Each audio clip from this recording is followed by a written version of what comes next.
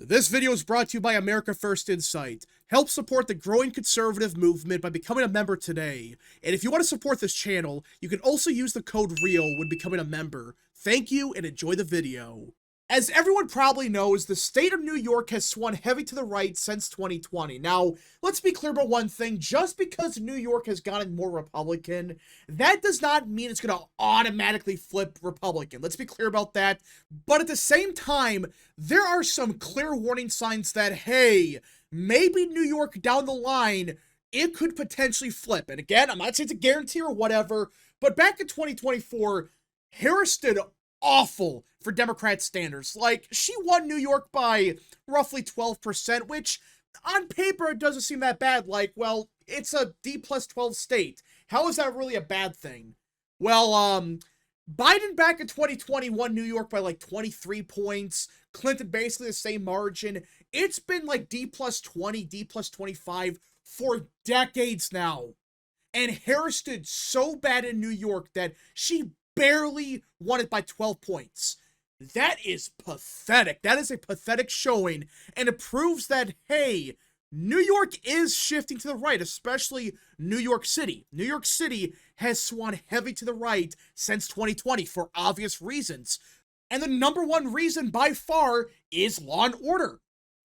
There is no law and order in New York right now, and the people have had enough. Yes, they're still voting Democrat, but it's getting less and less Democrat. Like, look at Queens. Trump did phenomenal here. He nearly cracked 40%. The Bronx nearly cracked 30%, which, yeah, Democrats are still winning these areas, but not by the margins they used to. Like, look at Staten Island. Trump won it by 30%. That is a huge shift. And that's a big deal because Democrats win New York in large part because of New York City. Of course, there's other parts why they win New York. But either way, they win New York by big margins because they do great in New York City. Well, there are clear signs that they're in trouble. Down the line, there could be a huge problem here. I mean, if they're not even cracking 60% in Queens, as an example, they're probably screwed statewide.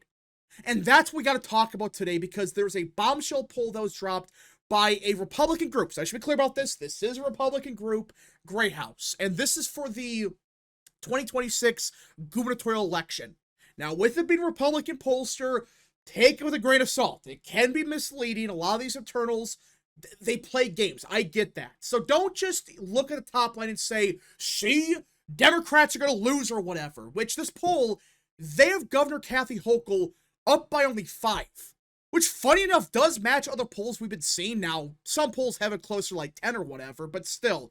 Kathy Hochul is not strong. She's very unpopular, a very weak candidate. Hell, she may get primaried out.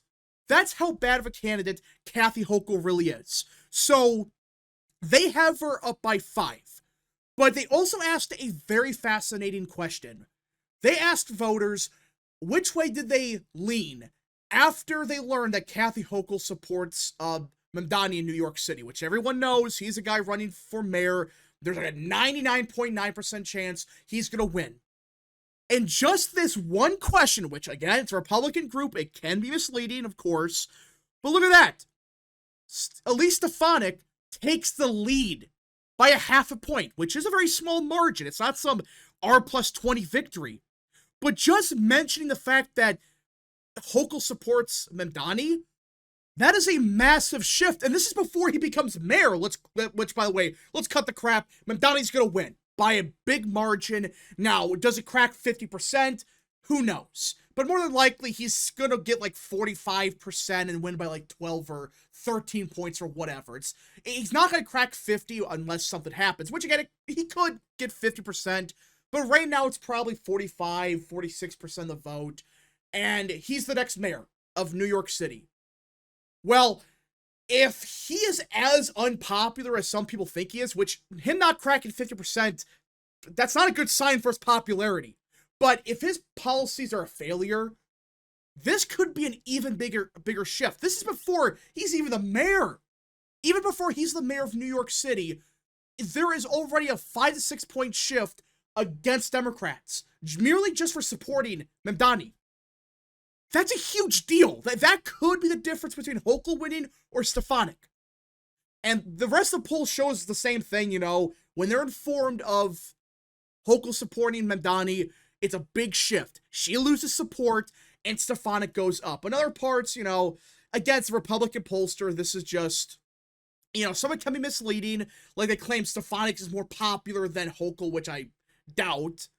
But you get the point that New York Democrats do have a huge problem. Because, yeah, even if they win in 2026, it's not looking like it's going to be a D plus 20 margin. D plus 25. If they win, it's probably a repeat of 22, where Lee Zeldin did damn good. He lost, but he lost by like 6 points or whatever. That's a very good and respectable, no, actually a fantastic showing. He did so good that he nearly upset everybody, and he probably would have won if his surge happened earlier. So yeah, I do think Republicans, there is a legitimate chance that down the line, they could actually flip New York. Now, for 2026, that's a different story. The number one issue for the GOP, I would argue, is not really New York City, because I do think New York City, no matter what, it's going to continue to shift to the right big time. It doesn't really matter what you do at this point, unless Democrats change course completely. These areas are going to get more and more Republican. That's a big deal. Like, they're not going to win New York City or whatever, but if they get like 70% in Staten Island, crack 60 in Suffolk, this part of the state, and, do better in the Bronx, Queens, Brooklyn, they run up across the entire city in Long Island, things become very interesting. But the number one thing Republicans have to do, not really just New York City, but the rest of the state. This is the one issue that a lot of people don't talk about. It's the fact that upstate New York, it's not that Republican. Now, there are some very Republican areas, let's be clear about that. There are plus 30, R plus 40. Those counties exist. I'm not saying there's no county that's R plus 40. No, there are a couple of them.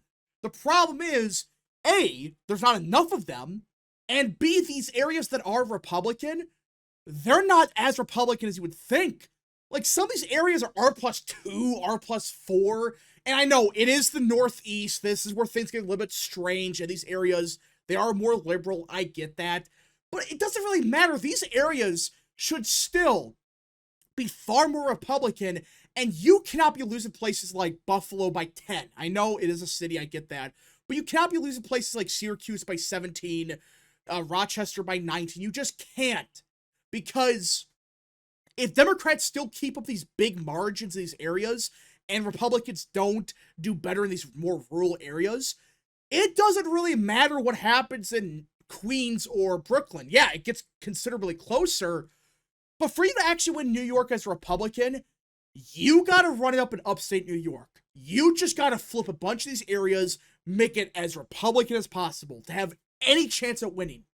And Republicans, they do got a candidate from upstate New York. It's Stefanik.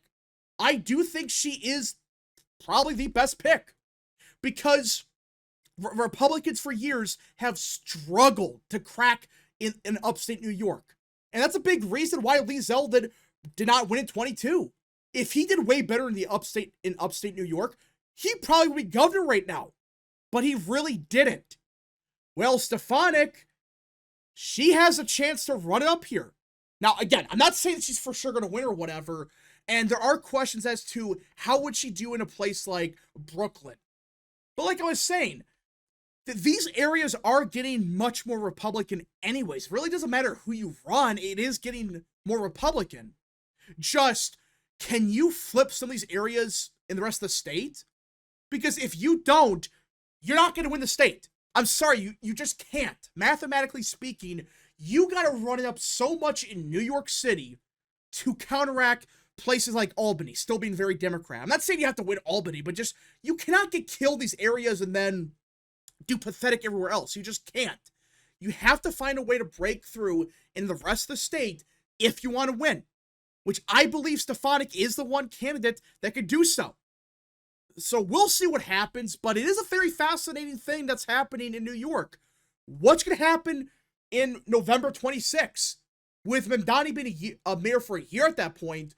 If he's very unpopular like we think he's going to be, maybe there is like another 20-point shift in the city. Which, in that scenario, all Stefanik has to do is not crap the bed everywhere else. You just gotta do halfway decent in the rest of the state, and you're the next governor. Which is entirely possible is what's gonna happen. Again, not a guarantee, but the fact there's already a 6-point shift against Hochul, just for merely supporting Mamdani, and that's as of now, that's not good for Dems. That is awful. And that's really before he does anything that's unpopular. And if he does, they're in a lot of trouble. Which, that's crazy to say. Imagine saying that 10 years ago, that Democrats could actually have a serious problem in New York. But I think they do. The polling really suggests that voters are sick and tired of Kathy Hochul, they're sick of Democrat control, and they want actual change. They want real change. They're sick and tired of the same BS that's been going on for years. So yeah, a lot can happen the next year and a half. We don't know for sure. I get that. But if you're the Republican Party in New York, you're in a great position.